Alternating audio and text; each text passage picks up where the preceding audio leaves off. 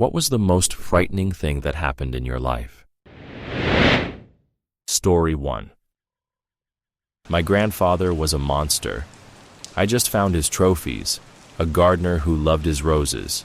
After he died, I found a box of VHS tapes in his attic. I thought they were home movies. They weren't. They were records of his victims. Hello, everyone. I don't know why I'm writing this, and even less why I'm writing it here. I feel like if I don't spill these words out somewhere, my skull won't withstand the pressure and will crack at the seams. This isn't just a confession. It's an attempt to pull out a splinter that is poisoning my every thought, every memory. I can't go to the police. Just the sight of the gray walls of the precinct gives me a panic attack because I now know what kind of cold, methodical evil can hide behind the most harmless facade. I can't tell my family, especially my mom. To her, her father was a saint.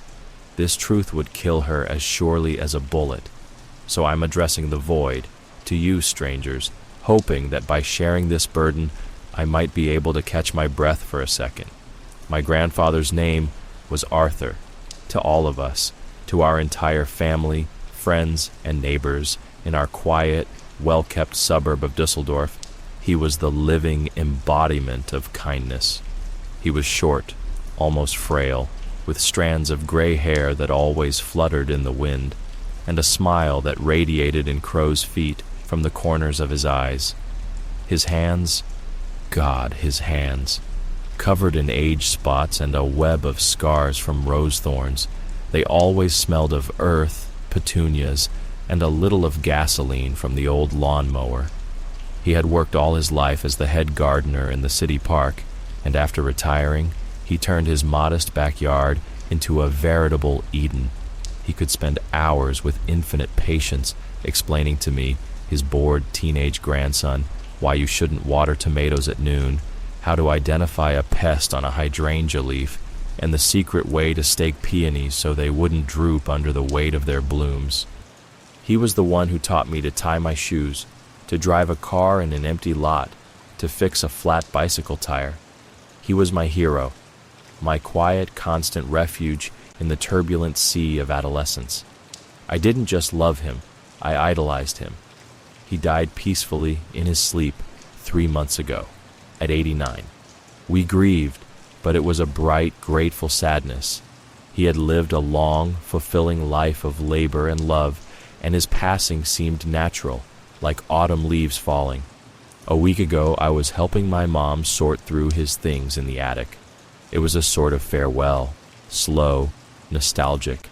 The air was thick with dust and smelled of old wood, mothballs, and oblivion. We were going through boxes of tools, folders of yellowed photographs, crates of Christmas decorations, and then, in the farthest corner, behind a massive chest stuffed with woolen blankets, I found it. A nondescript cardboard banana box, worn at the corners but still sturdy. It was surprisingly heavy. I tapped it with my finger, a dull sound. Probably old golf clubs or dumbbells, I thought, or maybe his coin collection albums. Inside, neatly arranged like an archivist placing folios, were videotapes, VHS. 30 of them, at least, maybe more. They were clean, well-maintained, as if they were regularly wiped down. On each one, on a white label, was a date and a name typed on an old mechanical typewriter. 12/07/1982, Anna. 12/11/1985, Martha. 1905/1991, Sonia. And so on. The years spanned from 1978 to 1995. I remember smiling then. My mom and I exchanged a glance, and the same thought sparked in both our eyes. This was his personal archive. Home videos, maybe footage from birthdays, weddings, trips to the lake we'd all forgotten about. Grandpa was always into technology. He had one of the first home video cameras, a huge, heavy thing, like a brick, in a leather case. I was delighted. Another, final piece of his life we could see, preserve, re-watch. I offered to take the box home with me. It's at my place now. That box, sitting in my closet, on a shelf with old sweaters, and I constantly feel like it's emitting a quiet, low-frequency hum, like a transformer, and a faint smell, not of dust and cardboard, but of something cold, metallic, and slightly sweet, like decaying petals. Last night, after work, I couldn't resist. I poured myself a whiskey, a large glass, almost to the brim, and settled into my armchair in front of the TV. In my storage closet, I had an old Panasonic VCR, bought once at a flea market for retro parties. Without looking, I reached into the box and pulled out the first tape my hand touched. 15/09/1980, Catherine. The screen snowed over, whined, and after a moment an image appeared. The quality was terrible. The colors faded to shades of dirty ochre and pale aquamarine. But I recognized my grandfather immediately. He looked about 45. He was wearing a simple gray jacket and a cap pulled down over his eyes. He was sitting in a car. I recognized his old Volkswagen Beetle, the very one we used to haul saplings in, and he was adjusting something on the camera. Then he pointed the lens at the windshield. He was parked on a quiet street, bathed in low autumn sun.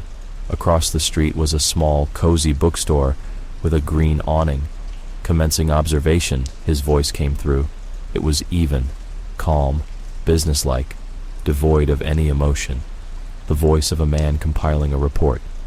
Subject: Katrin Schulze, leaves work at 17:30, sales clerk. My insides lurched and went cold. This wasn't his voice, not that warm, chesty timbre that told me fairy tales. This was the voice of a surgeon stating facts during an autopsy. My hand reached for the stop button on its own, but my fingers wouldn't obey. I was paralyzed by horror and an incredible, soul-rejecting curiosity. The camera, shaking from his steps, followed the woman, Catherine, in her 30s, with dark hair in a ponytail, wearing a long beige coat. She left the bookstore, took a deep breath of the autumn air, bought an apple from a street vendor, and walked leisurely down the sidewalk. Grandfather followed her, holding the camera so deftly and naturally it seemed an extension of his body. He continued his monotone commentary. Walking confidently, brisk pace, likes to look at clothing store windows, stops at the flower kiosk, prefers chrysanthemums, red ones. He knew everything about her, her habits, her roots. He had been watching her for more than a day. This was a hunt, and he was the patient hunter. Then the image jerked, and the location changed. It was dark. Twilight had given way to night. He was filming from behind bushes, probably in the very park where he worked. Catherine was walking down a deserted path, lit by sparse streetlights. "Approaching the implementation zone," Grandfather said, and my stomach clenched at this bureaucratic term, implementation zone. And then happened what made my breath catch and the world narrow to the flickering screen. He set the camera aside, apparently mounting it on a tripod or securing it on a branch, and he himself stepped into the frame. In his posture, his whole demeanor changed. From a confident, invisible observer, he turned into a hunched, pathetic old man. He dragged his foot, his shoulders were up to his ears. He looked lost and helpless. He was saying something to her. I couldn't make out the words, but I saw her stop. I saw her face, illuminated by the yellow street light, express a mixture of pity, hesitation, and mild wariness. He was pointing somewhere deeper into the park, into the impenetrable darkness, as if pleading for help. Lost his dog, got lost, having chest pains. She hesitated.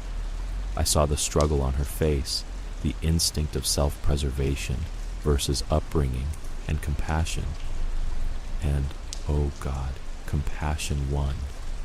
She nodded, took a step towards him, and then another. They turned off the path together, went to where the streetlights didn't reach, into the thick, almost tangible darkness. The camera, left at its post, continued to impassively record. This static shot, this silent scene, was 1,000 times more terrifying than any Hollywood horror. They emerged into a small, moonlit clearing, and here, My kind, frail grandfather, a master of his craft, transformed again. His movements became sharp, precise, economical. He was no longer an old man. He was a predator. Something glinted in his hand. A short, thick knife, some kind of homemade tool resembling a garden sickle or a grafting knife, but with a curved, deadly blade. He didn't scream. He didn't roar. He was working.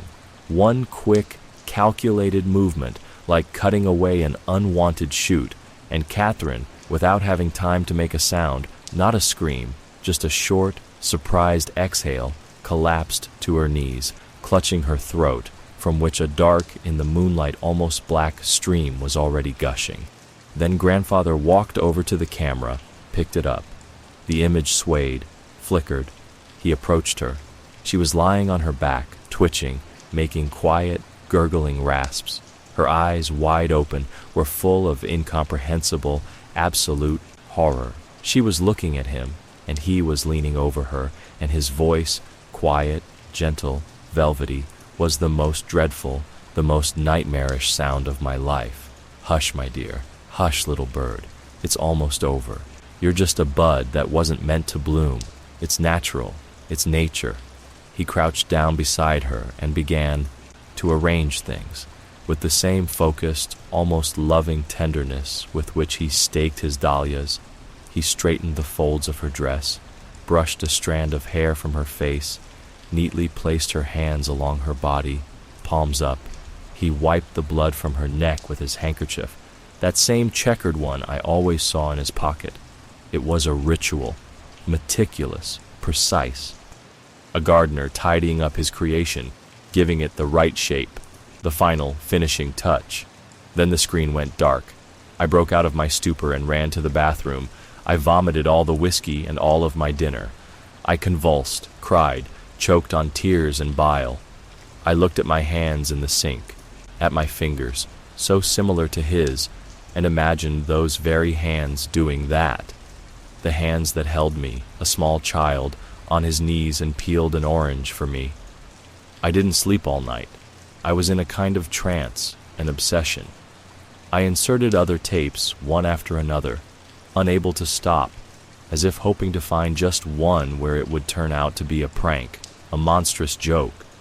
But it was hell, stretched out over years.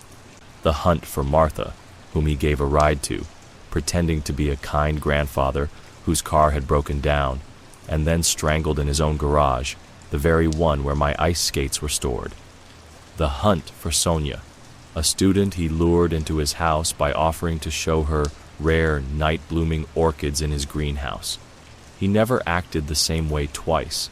He was a chameleon, an actor of the highest class, for whom our entire town was a stage, and these women were his audience, who needed to be quietly and politely removed from the stage after the performance was over. And everywhere, in every murder, there was that piercing, heartbreaking moment before, the moment he gained their trust. He used his harmless, grandfatherly appearance as a perfect, honed weapon. Who could be afraid of him? He was Arthur Brandt, the gardener. He helped grandmothers carry their groceries from the supermarket. He fixed the neighbors' fences and always gave children candy. I only watched 5 tapes. My psyche couldn't take any more. That box is in my closet now, and I feel its presence even through the closed door, like a pulsating wound. I know what I have to do. I have to destroy them. Burn them in the furnace, degauss them, erase this abomination from the face of the earth, free these women from his perverted collection. But I can't, because besides the all-consuming horror, disgust, and a feeling of the deepest betrayal, another disgusting, vile feeling lives and grows in me, an unhealthy, oppressive curiosity. I want to understand. I must understand. How could a man who could spend hours admiring the unfurling of a lily bud, who cried when he accidentally damaged the root of a young tree, do this? Where inside him did this cold, methodical monster live all those years? How did he lie down to sleep next to my grandmother, kiss my mother on the forehead, toss me, laughing, in his arms, all with hands that smelled not of earth and flowers, but of the iron scent of blood and fear. And the most terrible question gnawing at me from the inside like a worm from which there is no escape. What if this propensity, this cold, methodical, almost horticultural approach to cleaning up didn't die with him? What if these tapes aren't just an archive of horrors, but a training manual, an inheritance? What if it's in the blood? What if I, his grandson, his flesh and blood, carry within me some part of this horror, a dormant virus? When I look at my tomato plants on the balcony now, I don't think about how they are filling with juice, but about how I mercilessly prune the extra shoots, the suckers, so that all the strength goes into the fruit. And this analogy, this simple garden metaphor, makes me shudder to the core of my soul. I locked the box with a key in my old school diploma safe. I don't know what I will do with it. Tomorrow? In a week? In a year? But now you know. Someone knows, and I don't feel better for it.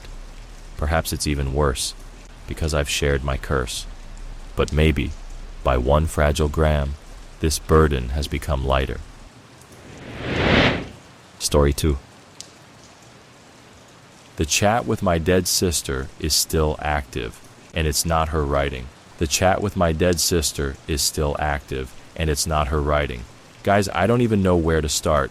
I'm writing this because I have nowhere else to turn. If I go to the police, they'll think I've lost my mind from grief.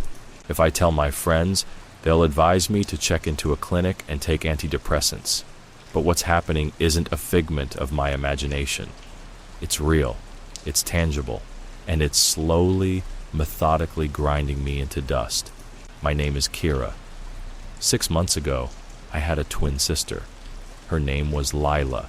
Now, all I have is an urn with her ashes in a columbarium niche and a laptop that has become a portal to hell.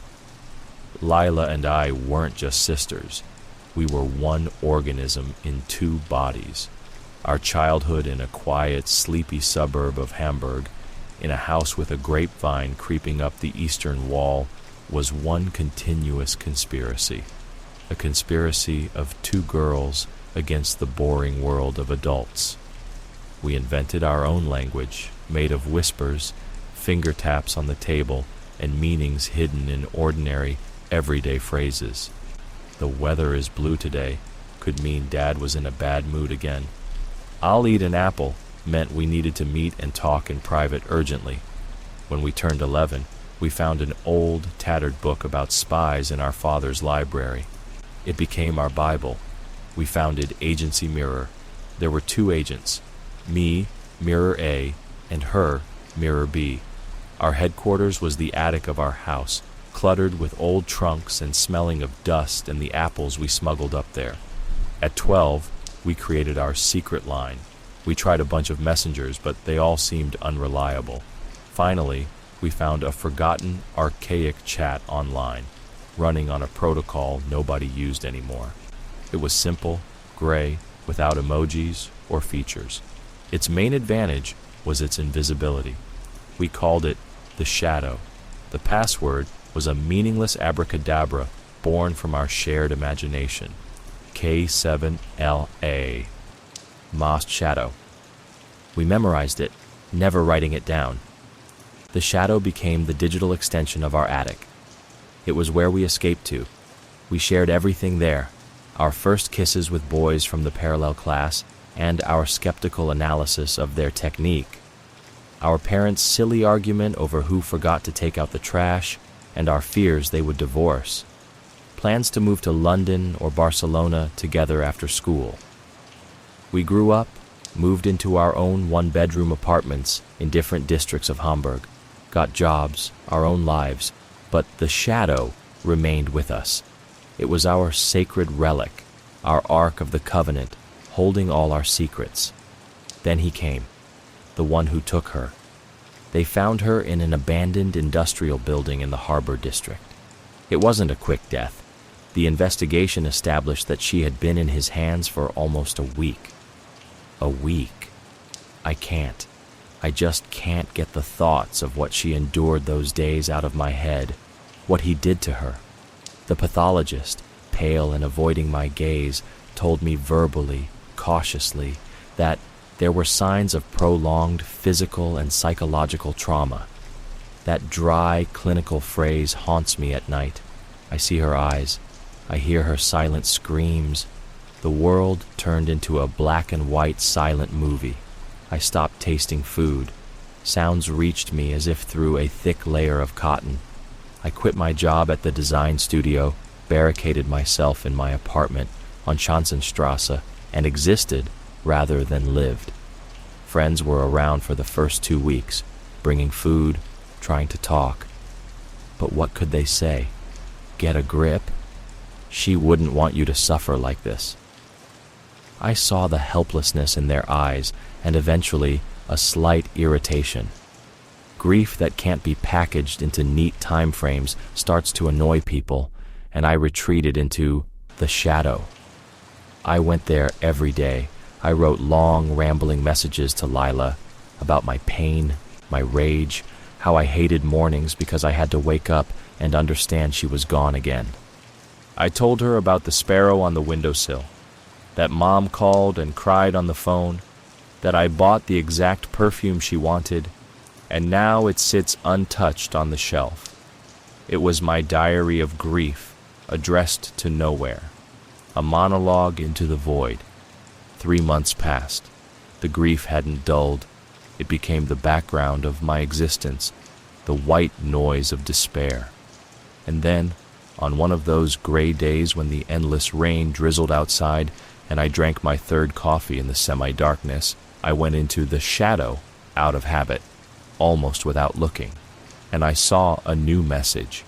It was hanging there, beneath my lonely wail from yesterday. I didn't believe my eyes. At first, I thought it was a glitch, some syncing error. Maybe I typed something myself in a delirium and didn't notice. The message was short, just 3 words. The red ant on the asphalt. I was thrown into a fever, then a freezing cold. It wasn't a threat. It was a fragment from my and Lila's childhood. We were about 6. We were squatting by the entrance to our building, watching a lone red ant trying to move a breadcrumb 10 times its size. We were rooting for it, encouraging it with quiet whispers. It was crawling on the gray, rough asphalt. It was our secret. No one knew about it, not even our parents. We never told anyone. Adrenaline shot through my head. With trembling hands, I started checking the login logs. 1 login from my IP, just 1. I scanned my computer for viruses, Trojans, clean. I changed the password for the shadow to an even more complex, meaningless string of symbols. I tried to convince myself it was some inexplicable anomaly, a glitch in the matrix. 5 days later, a second message came. You broke your father's crystal ashtray in the living room and hid the shards in the old oak tree's hollow at the dacha. My breath caught. This was so personal, such a deeply buried memory that I had almost forgotten it myself. I was 9. I was playing with a ball in the living room while my parents were at work. A bang, a ring, horror. I gathered all the shards, wrapped them in newspaper, and waiting for the weekend, shoved the bundle into a deep hollow in the old oak at the edge of the dacha plot. I only told Lila, only her. She swore never to tell anyone, and she kept her word. I was sure of it. It could only mean one thing. Someone had found a way into the shadow. Someone who knew our most intimate secrets. Someone who had been watching us for so long and so attentively that they had collected a catalog of our fears, our childhood misdeeds, our little joys. I went to the police again. The same tired female detective who had handled Lila's case saw me. I told her about the chat. She took notes, her face impassive. When I finished, she put down her pen and said, Frau Weber, I understand your grief, but without any concrete threats, without proof of hacking. This could be someone from your circle who knew your sister, decided to play a cruel joke. A joke? My voice broke into a scream. You call this a joke? He knows things only the two of us knew. Childhood secrets often aren't as secret as one thinks, she said softly. Perhaps your sister told someone. Perhaps you let it slip yourself. The brain can play cruel tricks after such a trauma. I realized it was pointless. They saw nothing in these messages but words. They didn't feel the freezing horror, the absolute total violation of my personal boundaries that I felt with every new message. They kept coming. Once a week, sometimes less. Each one a blow below the belt. You were afraid of the toilet flushing sound in the old apartment. You said it was the voice of an underground monster. You had a crush on the history teacher when you were 14 and wrote poems about him in a blue-lined notebook. You secretly ate strawberries from the flower bed by the school's main entrance on the first day of summer. This wasn't just a hacked account. This was a hack of my soul. This entity was scraping out my past like a pumpkin and now showing me the insides. He was proving his total superiority. He was showing me that he knew me better than I knew myself, that he had been an unseen participant in our agency mirror. I started seeing him everywhere, or rather, his absence, a motionless shadow in the doorway across the street that vanished when I looked closer, muddy footprints on the clean floor in my building's entrance, a rustle behind the door when I came home late. I installed an additional chain lock and a peephole. I bought pepper spray and a knife that now lived under my pillow. My sleep became fragmented and filled with nightmares where Lila called for help and I couldn't reach her. I lost 10 kilograms. The mirror showed me a stranger with sunken cheeks and huge, terror-filled eyes. I stopped answering calls and messages from friends. The world shrank to the size of my apartment and the screen of my laptop, which had become both my prison and my only window to a world where Lila had once existed. And then, last night, something happened that finally broke me completely. I was sitting in the kitchen, trying to force myself to eat a piece of bread, when my phone vibrated. A notification from the shadow. My heart started pounding like crazy. Slowly, as if handling a poisonous snake, I opened my laptop, logged into the chat. The message was short, just 2 lines. But when I read them, the world turned upside down, and I threw up right into the sink. I miss you, sis. See you soon. Sis. That was her word, our word. When we were sad, scared, when we hid under one blanket from imaginary monsters, she would always whisper, "It's okay, sis, I'm with you." She only called me that in the most open, most vulnerable moments of our lives. No one else in the world ever called me that. And now that word was written by the one who stole her. The one who tortured her for a week in some basement, the one who broke her, the one who now held all the keys to my soul. See you soon. It's not a warning. It's a sentence, a promise. The hunt that has lasted 6 months is over. The final phase has begun. I haven't slept for 2 days now. Every sound from behind the wall is him. Every shadow in the crack under the door is his breath. I hear the floorboards creaking in the empty apartment above mine, and I think it's him walking there, preparing to come down to me. He is hunting me. And the most terrible part is, he's already a part of me. He lives in my memories. He speaks with her words. He knows all my fears because he's been collecting them piece by piece my entire life.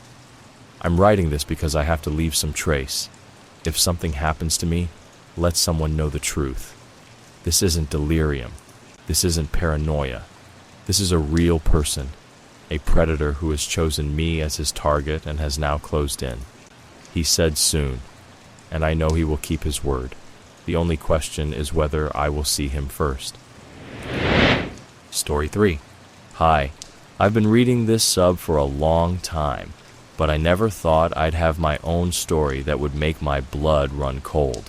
This happened 2 weeks ago, and I'm still recovering. Sorry for any mistakes. I'm still a bit nervous, and English isn't my first language. My best friend Anya, name's changed of course, and I decided to celebrate our graduation from university with a trip to Europe. We saved up for a long time, planned our route, and finally chose the south of France. Everything was supposed to be perfect: the azure sea, the sun, ancient streets, and plenty of wine. We flew into Nice, but our main destination was a small, charming resort town in Provence, near the Italian border. Let's call it Saint-Marie-la-Mer. It was exactly as we had dreamed: colorful houses, narrow cobblestone streets sloping down to the sea, and no crowds of tourists. The first day was like a fairy tale. We rented a cozy guest house in the old town, strolled along the promenade, stuffed ourselves with croissants, and felt on top of the world. We were young, free, and full of hope. Looking back, I realized that naivety almost cost us dearly. It all started on the second day. In the morning, we went to the main city beach. It was quite crowded, but we found a spot for ourselves. About an hour later, I noticed a man. He was sitting alone at a cafe on the promenade, drinking coffee and looking in our direction. Nothing unusual. People often look at other people. But something about him put me on edge. He was dressed in dark jeans and a gray windbreaker, despite the heat. His face was memorable, gaunt, with sharp features and deep-set eyes. I wouldn't say he looked like a movie villain, but there was a frightening emptiness in his gaze. I nudged Anya with my elbow and whispered, "Look, that guy in the cafe. He seems to be staring at us." Anya, always more skeptical and level-headed than me, looked over and shrugged. "He's just drinking coffee. Stop imagining things. You always overcomplicate everything." I tried to forget about it, but a feeling of unease stayed with me. We packed up and went to the supermarket for water and fruit, and then, about 20 minutes later, standing by the juice aisle, I saw him again. He was at the other end of the hall, supposedly choosing a bottle of wine, but his basket was empty. Our eyes met for a second, and he immediately looked away. My heart sank. "Anya, he's here. That same man," I whispered, grabbing her arm. She turned around, but he was already disappearing into another aisle. "Lena, calm down. It's probably just a coincidence. The town is small. Everyone runs into each other here." But the panicometer in my head, as I call it, was already starting to go off the charts. In the evening, we returned to the guest house to change for dinner. And as we were leaving the building, I almost screamed. He was standing across the street, leaning against the wall of a house and smoking a cigarette. He wasn't even trying to pretend he was doing something else. He was just looking at the entrance to our accommodation. "See? Now do you believe me?" I hissed at Anya, pulling her in the opposite direction. Anya was pale. Okay, it's weird, but maybe he just lives nearby. Let's not jump to conclusions." But her voice was trembling. She was starting to get scared too. The third day was supposed to be our trip to Cannes, but we were both too on edge. We spent the day at another, more remote beach, and it seemed like no one was following us. We started to relax a little, convincing ourselves that yesterday had just been our imagination and an unfortunate coincidence. In the evening, we had dinner at a charming little restaurant in the old town, deep inside a narrow, winding street. The food was delicious. The wine lifted our spirits. We were laughing, having almost forgotten our fear. It was the last drop of normality in our vacation. When we came out, it was already dark. The streets in the old town are poorly lit, and our footsteps echoed loudly off the stone walls. We were walking towards the exit of the maze of alleys to get to the more bustling street leading to our guest house, and then, turning a corner, we saw him. He was standing under a lone streetlight at the end of a narrow alley, not moving, just standing and looking right at us. The distance was no more than 50 meters. This time, there was no doubt left. His posture, his gaze, everything said he was waiting for us, waiting right here in this dark and deserted place. An icy horror paralyzed me. Anya gasped and squeezed my hand so hard my bones cracked. "Run," I whispered. We turned around and started running back, not caring about the direction. We didn't care where we were running, just away from him. Our hearts were pounding like crazy, our breath catching in our throats. We burst out onto the promenade, where there were still people, and I looked back. He was there. He was following us with a fast, determined pace. He wasn't even trying to hide the pursuit. We saw a light and heard music. It was a bar called Le Fer, the Lighthouse. It was full of people. We rushed inside, almost knocking over a couple at the entrance. The bar had a lively atmosphere. People were laughing and talking, but for us, it was just a saving oasis. We pushed our way to the counter and practically collapsed onto the bar stools. I was shaking so hard my teeth were chattering. I felt the blood drain from my face, and I must have been whiter than chalk. The bartender, an energetic guy in his 30s with stubble and cheerful eyes, was moving behind the counter, deftly mixing cocktails. He looked at us, and his smile instantly changed to an expression of concern. He came over to us and asked in French, "Ça va, mademoiselle? Are you okay, ladies?" We must have looked so lost that he immediately switched to broken English. "Girls, are you all right? You look like you've seen a ghost." We started explaining all at once, stumbling over our words and interrupting each other, about the man on the beach, in the supermarket, at the guest house, and now, in the alley. We pointed towards the door. The bartender, whose name was Alain, we saw his name tag, listened very carefully, his face becoming serious. "Wait here," he said quietly.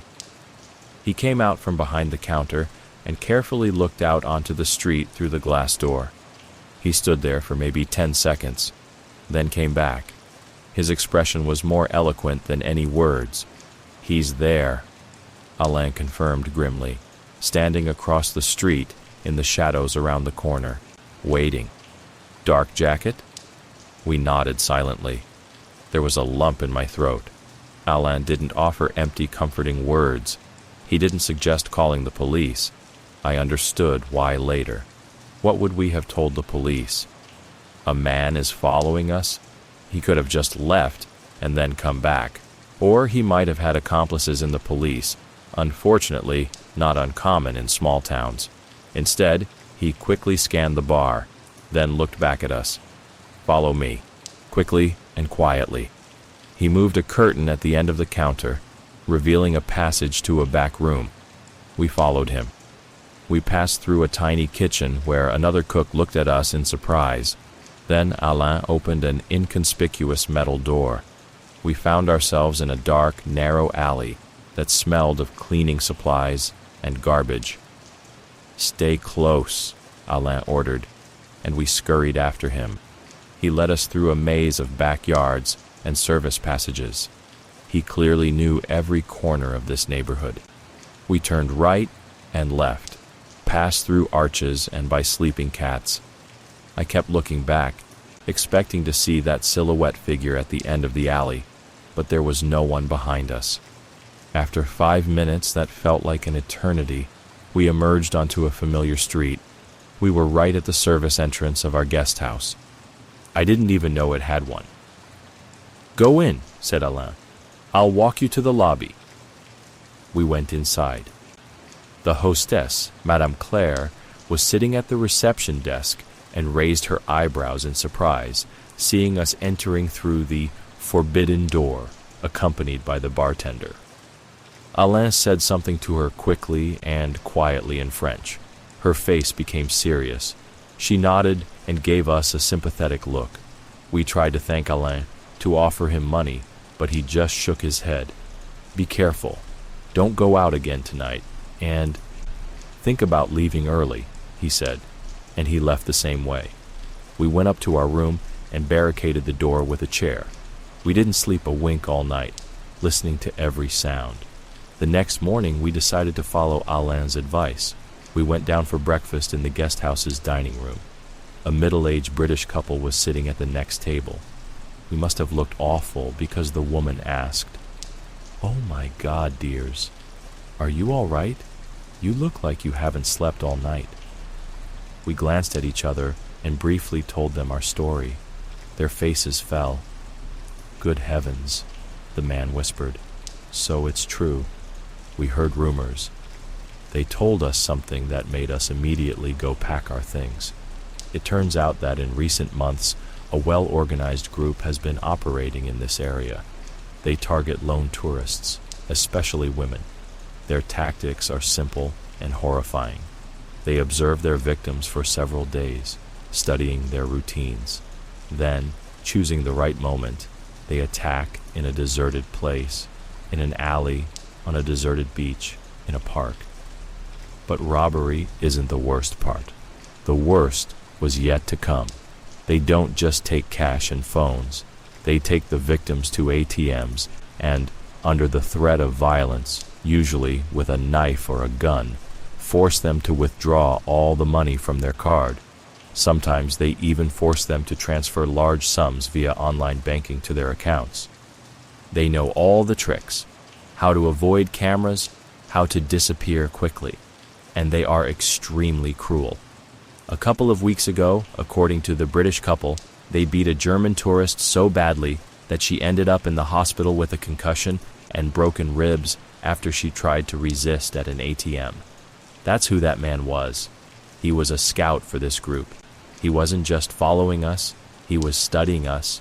He was determining if we were alone, where we were staying, what our daily routine was. And the dark alley by the restaurant was supposed to be the place where his accomplices would carry out the attack. Realizing this was like an electric shock. We weren't just scared by a stranger. We were one step away from becoming victims of organized crime, with a real risk to our lives and health. We didn't wait for anything. We canceled the remaining days, booked the earliest possible flight from Nice, and 6 hours later, we were in a taxi to the airport. We didn't see our stalker, but I felt his gaze on me all the way to the car. We flew home early. I'm home now, safe, but I still have nightmares. I see that gaunt face under the streetlight in the dark alley. I hear our own footsteps in the silence. This trip taught me a few things. First, always trust your intuition. If you feel something is wrong, it probably is. Second, never underestimate the danger in a seemingly safe and civilized place. And third, there are real guardian angels who appear out of nowhere. Thank you to that bartender, Alain. His coolness, determination, and knowledge of the town saved us from something terrible. I don't know what would have happened to us if we hadn't walked into that bar, and I really don't want to find out. So, skinny man in Saint-Marie-la-Mer, let's never meet again. And Alain from Le Fer, you will forever be in my heart as a hero.